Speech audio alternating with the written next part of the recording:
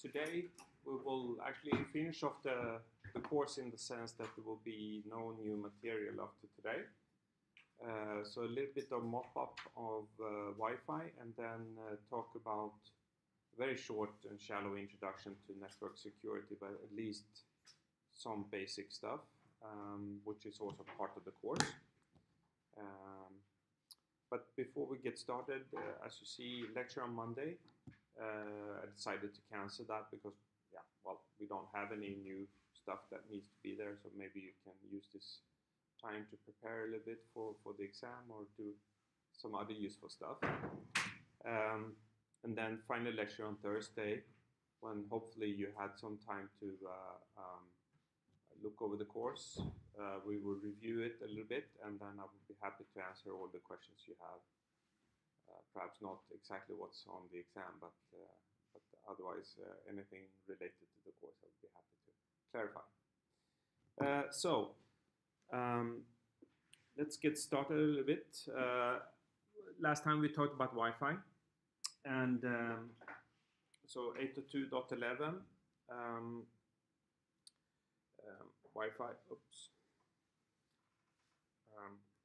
specifies MAC and PHY, medium access control and physical layer, has many variations.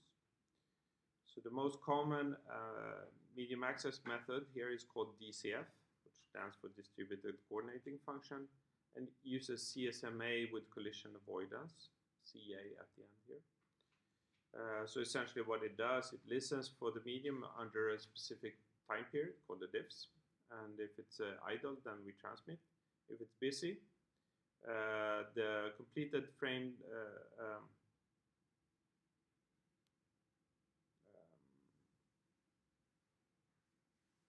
what does it say here? Basically, if the medium is busy, okay, so let's just do it. We need to back off. Okay, so we need to wait until the medium becomes idle for diffs, and after that we draw a random back-off time and start to count down the back-off. And the reason for this random back-off time is that there might be many stations who have sensed the medium when it's busy and are just waiting for it to become idle and transmit. So if we transmit directly, most likely we would have a collision, or it's a high probability of collision.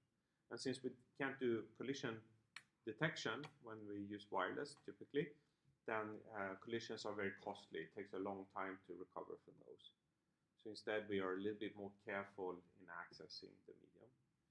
Regardless of this, there might be collisions, and to handle these collisions we have a simple sort of stop and wait type of protocol in Wi-Fi, where if we don't get an acknowledgement for the frame we've just transmitted, then we know that something bad has happened, and then we back off and retransmit. And the reason why we handle these errors on, if you remember, for Ethernet, there is no retransmission protocol there in the Ethernet, and the reason for this is that there are few errors on Ethernet compared to on a wireless link. Okay, there are two ways to do carrier sensing, and one is what's known as physical carrier sensing, basically listening to the channel to see how much energy it's under, and if the energy is above a threshold, then we say the medium is busy. If the energy is or the receipt power is high enough, we can actually decode the frame that comes into the receiver, and in that frame we can read off the duration field in the frame, which basically says, okay, so this frame will take this and that many microseconds to be completed. And completed meaning transmission of the frame, waiting for an ifs, and then getting an ACK back, because that's the completion of the whole process. So this is called virtual carrier sensing, where we actually decode the frame and then set the timer until we can start to sense the channel again. And of course the channel is declared busy if either of these sensing methods is declared the medium as busy. Two big problems in CSMA with collision avoidance is hidden terminal problem and exposed terminal problem. hidden terminal means that a station that transmits is not necessarily heard by everyone. Okay. So if I'm far away from a transmitter, the received signal at my point might be low enough so I'm unable to detect that that transmission is ongoing. However, that transmission might reach the access point without any problems. Okay. And if I then start to transmit, my frame and the other station's frame might collide at the access point, and then most likely those frames are lost. Okay. So that's called the hidden terminal problem. So a station whose transmission is not detected when sensing the channel is called the hidden terminal. An exposed terminal is different. It's a station. So if I transmit a frame to my access point, there might be another station who hears my transmission, maybe in another room, and then backs off because it thinks that the channel is busy. However, that transmission from the other station might not interfere with my transmission to the degree that my frame is lost. And therefore, blocking that other transmitter is unnecessary. Okay? So it's unnecessary blocking of that station. And then we say that that station is exposed. Okay? It's blocked unnecessarily. And this is actually quite a problem in dense Wi-Fi deployments. So people are working on trying to mitigate this and mitigate the hidden terminal problem. And the hidden terminal problem, we can mitigate that to some degree by having small control frames before we actually transmit the long information frames. And these small control frames is clear request to send and a clear to send handshake with the access point before transmitting. Okay. We didn't talk much about physical layers, so let me just wrap that up. So in 802.11, in 802, we always have the link layer is LLC. Okay, so 802.1 is it right? Is LLC, and then below here we can have then different types of 802, 802.3, which is Ethernet, but in this case it's .11. And .11 has a yet another layer, sublayer in the physical layer, which is called the Physical Layer Convergence Procedure, or PLCP. Right? And the reason why we have one of these sublayers here is that even though that the MAC frame is the same for all kinds of physical layers that we use, this one is used to somehow convert that into a suitable frame for the physical layer. So we'll see an example of this shortly. So if you're into acronym, there is a PDU on LLC layer, and that becomes the MAC layer service data unit, SDU. The MAC layer SDU puts on the MAC header and a CRC to protect the frame. This together then forms the Physical Layer Convergence Procedure Service Data Unit, or which happens also to be the MAC Layer Protocol Data Unit. And then we put on a preamble and a header in front of this. Okay, so 802.11 is designed to support LLC and then operate over many physical layers. So if you remember, we talked a little bit about the screenshot of my laptop a few years back, and here there was information about the network, the SSID, the type of security which is used in this. We briefly touched on that today, and then this basic service set ID. This is the MAC address of the access point I'm currently associated with. Channel 1 is specifying at what frequency band we are transmitting at the moment. So this is 2.4 gigahertz and it's 20 megahertz channel bandwidth. Country code here is for Sweden. And the reason for this, I'm not quite sure why this is important, except that I know that some channels are not available in certain regions. Okay, so it might be some type of, if this country code is wrong, that is, if I take this laptop to France, for instance, and I use that with a Swedish country code, there is a risk that I'm using a frequency which is not allowed in France, and the opposite. RSSI here is the receive power, so this is the RX power, and the noise here is the noise power, and these things together gives me the signal to noise ratio, and the signal to noise ratio determines what data rate I can use. Okay. So if this is high, the SNR is high, I can use a high data rate. If it's low, I can use a low data rate. And in this case, this SNR was sufficient to give me this 59 megabits per second. Okay. Using a physical mode code 802.11n with the modulation encoding scheme index 6. So let's see what that means. First of all, it's OFDM. This I happen to know this. It was not clear from the screenshot before, but that's, I would say, always the case when it comes to the type of Wi-Fi that we are used to in our terminals and laptops. Okay, and this OFDM frame format looks something like this.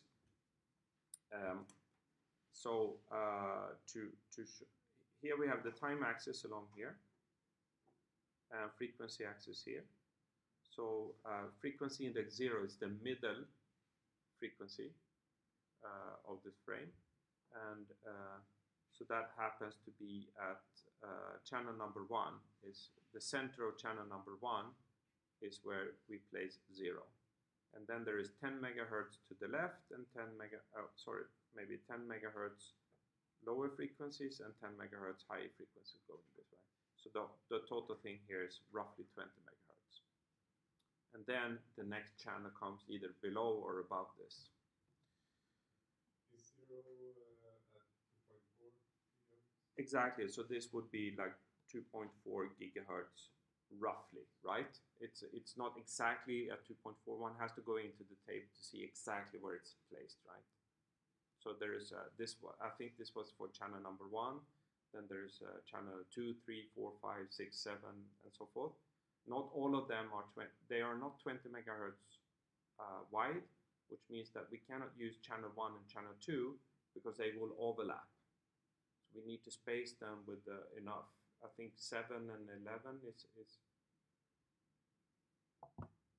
yeah. There's some. I can't recall, but we cannot space them adjacent to each other. So 1 and 2 is not okay.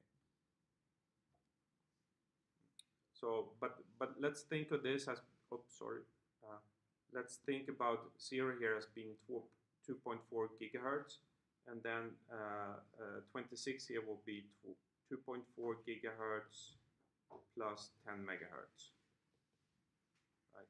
And minus 26 here will be 2.4 gigahertz minus 10 megahertz, roughly. I mean, give or take a little bit, right?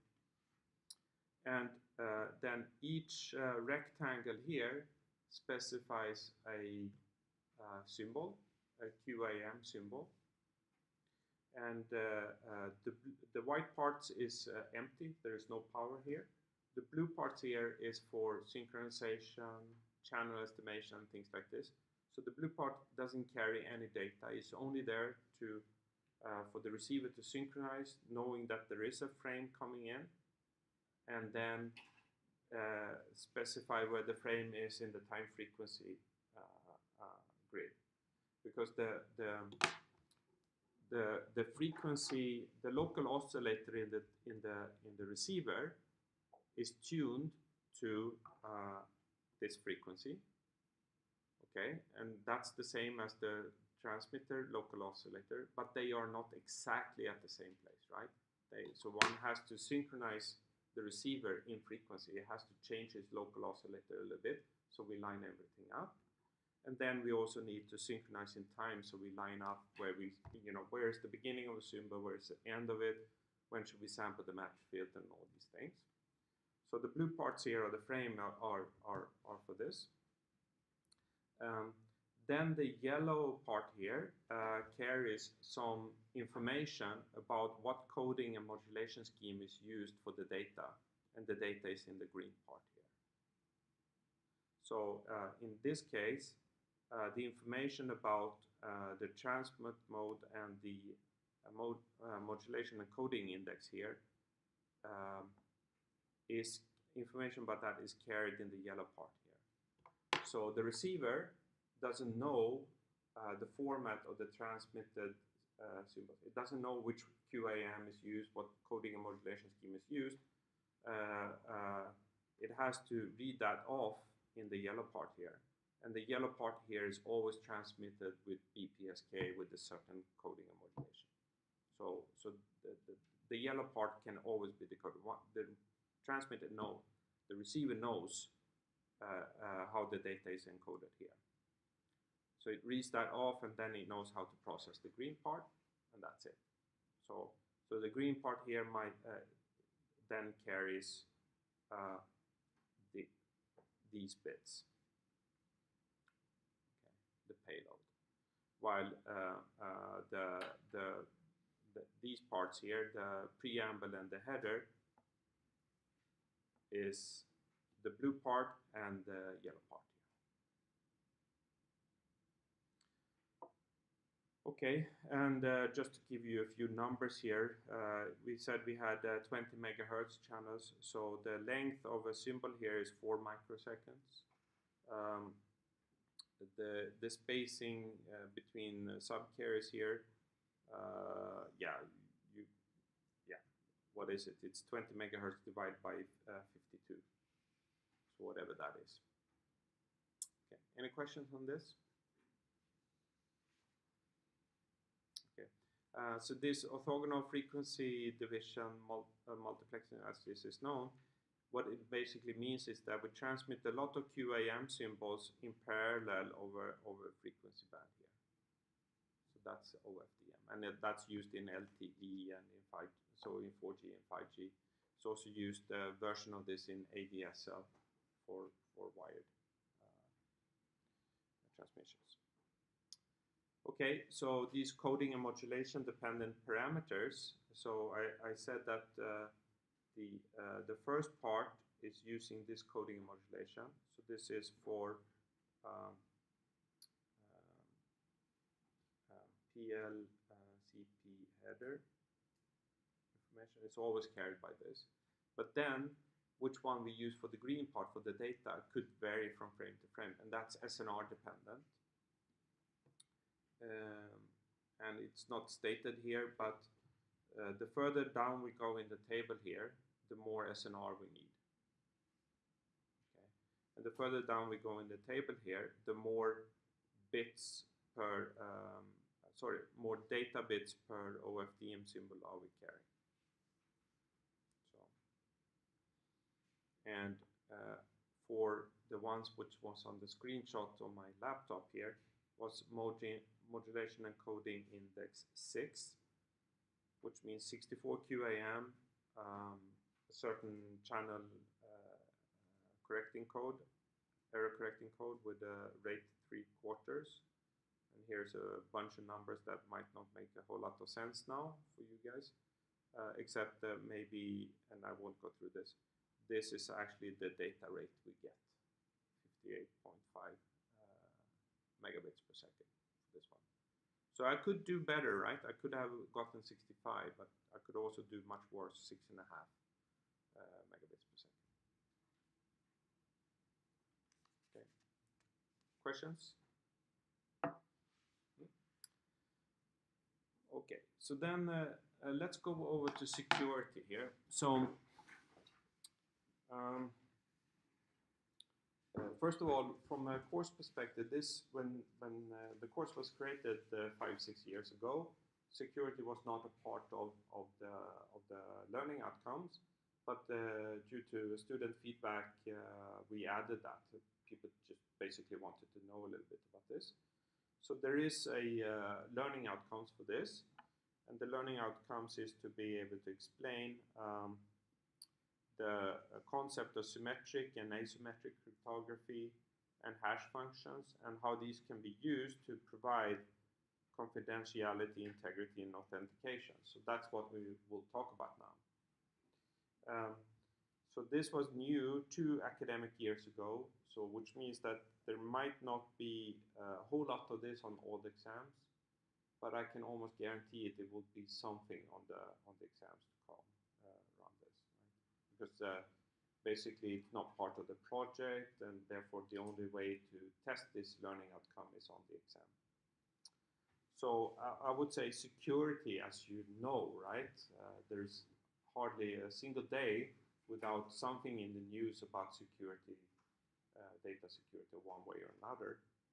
It's a very broad field, from spanning from how one could protect old ladies from not using their bank ID in the wrong way and getting swindled, to how to protect the transmission of bits over a particular channel. Right? So it's very, very wide scope of this, super important. So we're only going to scratch the surface in this field here today. So I think it's worthwhile to take a course in this, because this is something, you know, one should know if one goes into this field. And also, like this, I think when it comes to security, one should always leave that to the experts. Okay, you should never try to do security on your own, because then you're almost bound to fail. Many attempts have been done by amateurs, and all of them have went badly. Right? So there is solid methods for doing this, and one should use them, but one should know how to use them. And therefore, one needs an expert on this. But it's good to know also, from as a non-expert, what one can expect and what one cannot expect.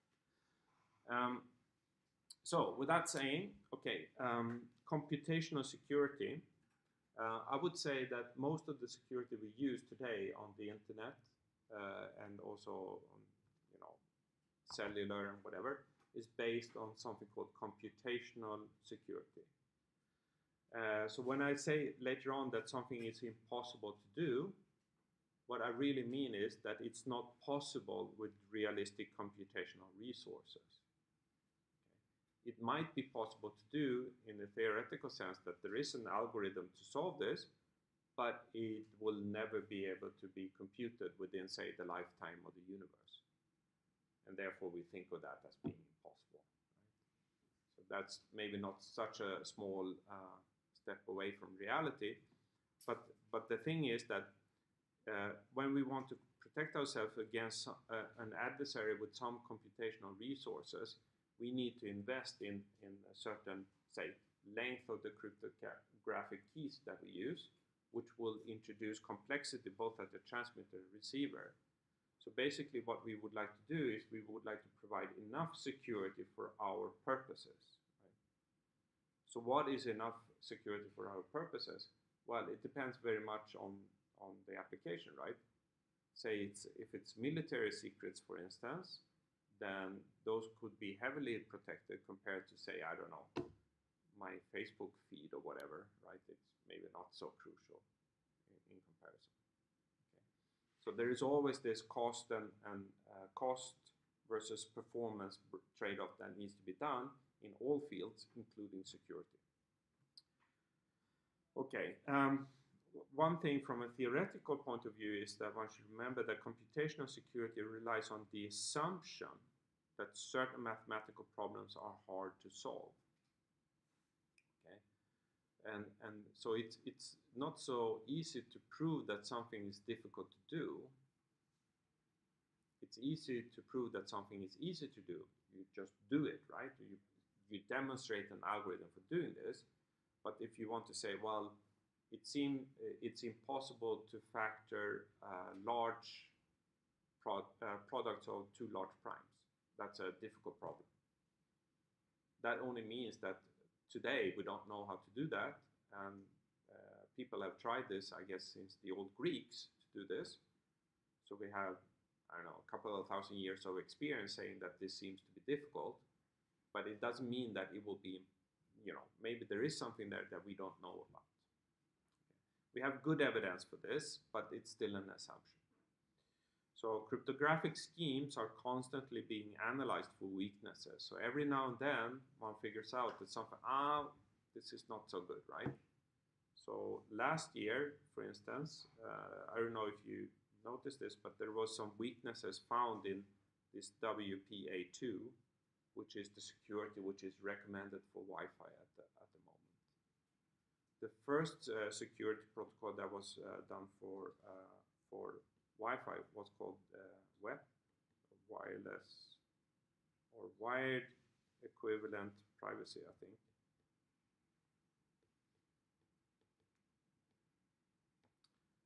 It's completely broken, right? So it turned out to be a very poorly implemented security. So yeah, I told you earlier one should have experts doing this, and apparently they didn't use the right experts for this. So one should never use this when doing Wi-Fi. One should still use WPA2, right? It's still the best we have. Okay. So what do we think about security? Well, the first thing one can think of is that we would like to keep communication between two parties, Alice and Bob say, secret for everyone else. So this is the classical cryptography problem. So what we want to do is that we have two persons, computers or whatever, Alice and Bob, and they would like to communicate over a network where everyone can listen to what's going on in the network.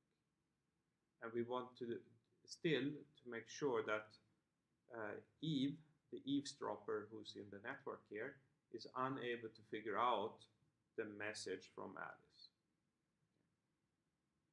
So to introduce a little bit of terminology here, the data that we transmit is called the plain text. So it's M here. So think of this maybe as a text file or a video, whatever. It's a bunch of bits in this M. Could be a few bits, just one bit perhaps, or it could be millions of bits or billions of bits. So there are some bits here. And what Alice does is that before sending this, she runs an algorithm in her trusted environment to encrypt these bits using a key to do this.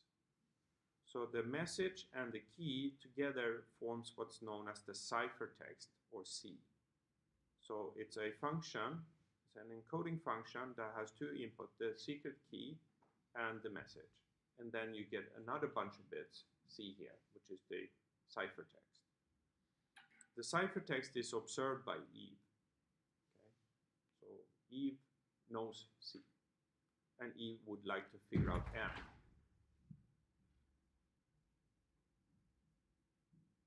wonder if that's good or bad. Let's say that it's okay. Okay, so C is known to Eve here. But anyways, we would like to make it impossible for Eve to figure out what M is, even though she knows C. So Bob gets C, and Bob runs a decryption algorithm in his trusted environment. And the decryption algorithm here also has as an input this key K. So M here is the decoding of K and C. So think of the decoding algorithm as the inverse of the encoding algorithm. Now, the difference between Eve and Bob is that Bob knows the key. So as long as this key is generated and distributed in a secure way between Alice and Bob, that is sort of the setup. And what one would like to do then is to make sure that C doesn't carry any information about M if you don't know K. Okay. So again, Eve sees the ciphertext, knows exactly the algorithm for the encryption and decryption exactly, and could have the source code of it, right? The algorithms for this, but and knows everything about the scheme except the key. The key is the only secret here. So we don't have a secret encryption algorithm. We have a secret input to the algorithm, which is this key.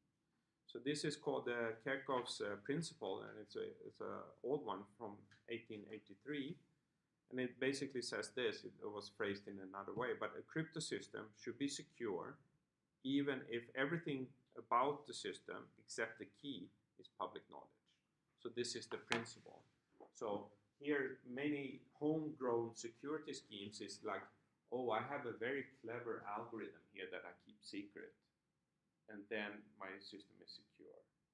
But the problem with this is that once this is compromised, the whole system is broken. So why not have a system where the encryption algorithm and decryption algorithm is, it's public knowledge, and the only thing that can be compromised is the key, and we can replace the key easily. Like we just generate a new key if that ever happens. Okay, so that's the general setup. Any questions on this?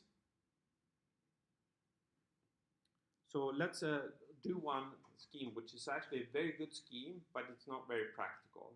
But it's a very good scheme, and it's called the one-time pad. And the idea here is that we generate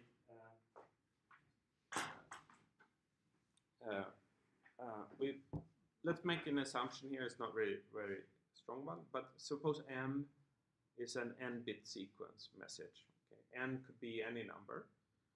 Then we generate the key K as a random n-bit pattern, okay, completely random, and this is shared between Alice and Bob, okay, the legitimate parties. But how do we know that the key is just shared with Alice and Bob?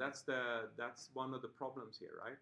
But maybe Alice and Bob met and had a cup of coffee and exchanged the key, and then moved apart, and then used the key for communications. Another way to do this is that we have a courier that moves the key from one place to another. So the key doesn't No, you can't do that. Right?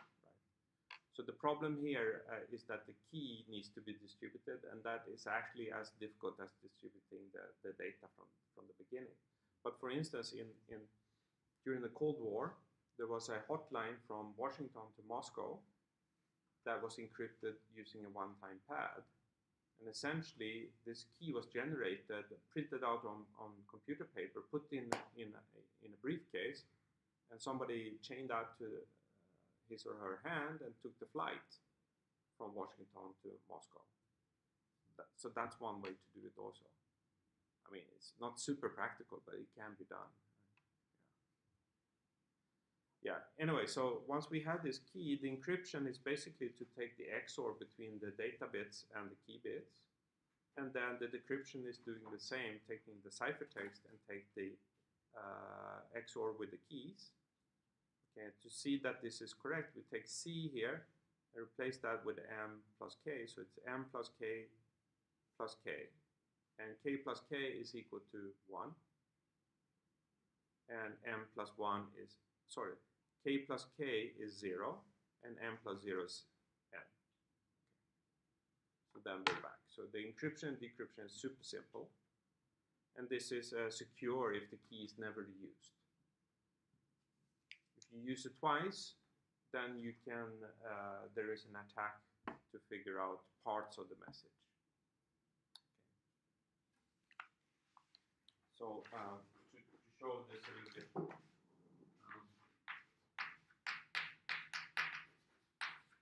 why this is secure.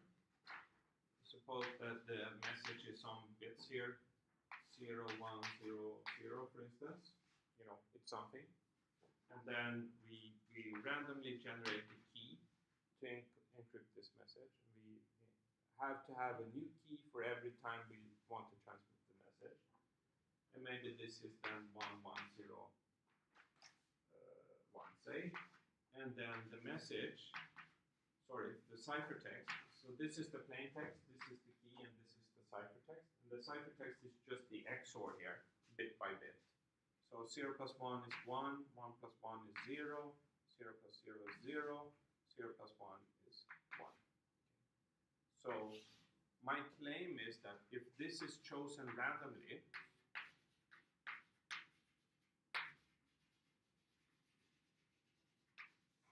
then in C, if we only know C, we know nothing about M. And one way to look at this is to think of this. Okay, so we typically think about information as something which is a random sequence of bits. Right? So this one has a certain probability to be 0 or 1. It happens to be 0 in this case, and so forth. Right? So we have, that's what we did throughout the course. So this is drawn from some distribution. We don't know which one, but it's drawn from some distribution.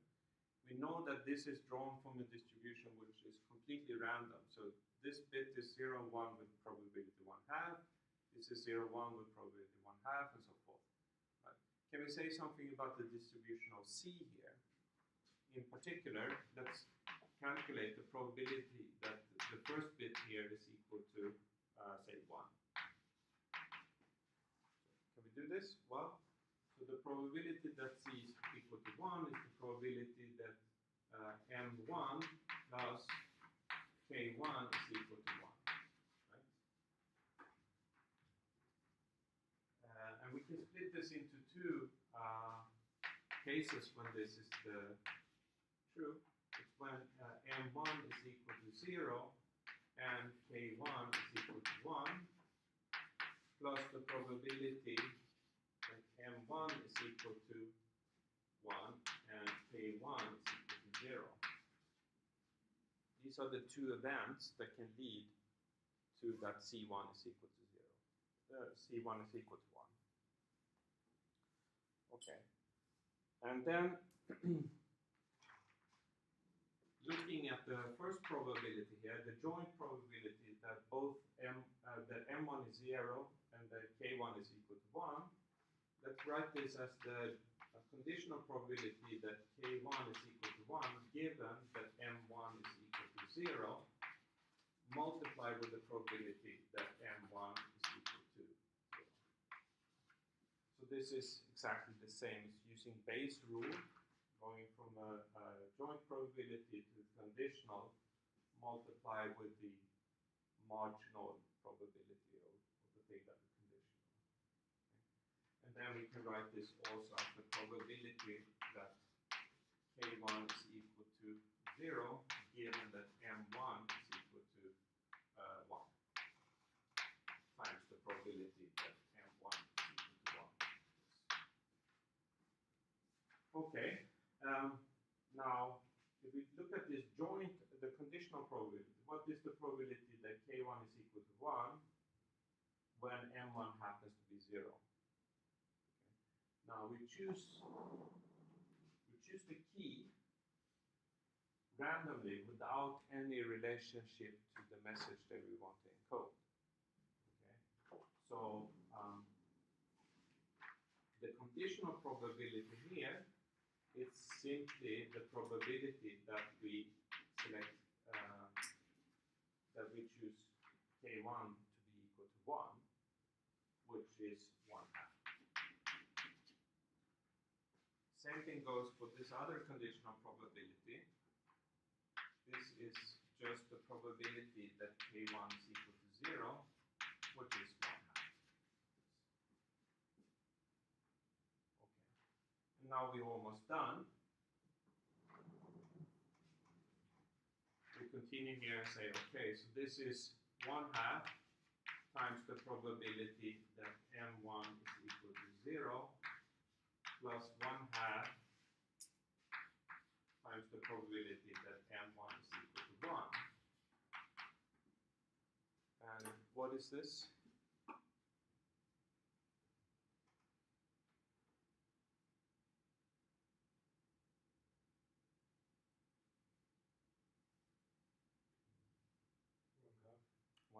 Exactly, because we can write this as 1/2 times the probability that M1 is equal to 0 plus the probability that M1 is equal to 1, and the probability that it's either of the two possibilities is 1, so this is simply 1/2.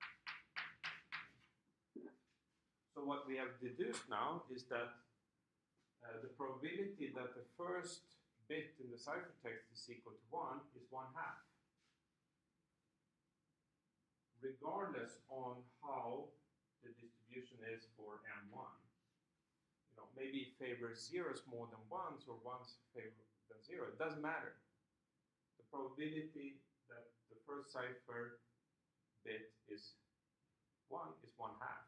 And then, of course, it's symmetrical. So it's the same for the probability that the first bit of the ciphertext is 0. So, with this, we can conclude that the ciphertext is completely random.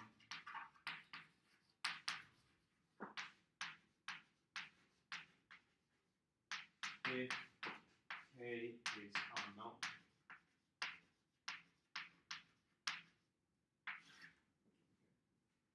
So if I don't know K, and I look at C, C just looks like a random sequence of bits. Carries no information about that. So this means that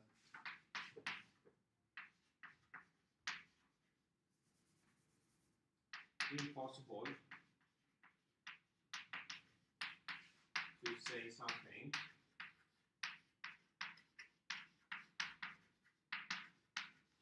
about M from observing C.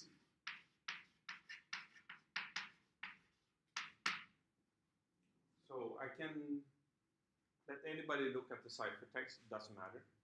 They're unable to figure out what the message is. But if you know the key, it's super simple, right? Just take C, you add on K, modulo 2, and you get M. So if you have the key, that's it. Then you know exactly what's going on. If you don't have the key, you don't have a clue. So this one-time pad is very nice from this perspective, but then we also have this problem. Okay, we need a new key every time we need to encode a message. So suppose we have 2 gigabytes of data that we would like to encode, then we need 2 gigabytes of key to encode this. And how should we transfer the key to between the recipients? Problem. So this is not super used in practice so much, but this is an example of what's known as symmetric cryptography. Symmetric means that Alice and Bob share the same key.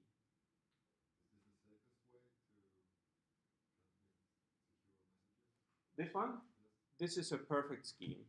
There's no better. There might be others, but there's nothing better than this. Assuming that you solve the key distribution problem.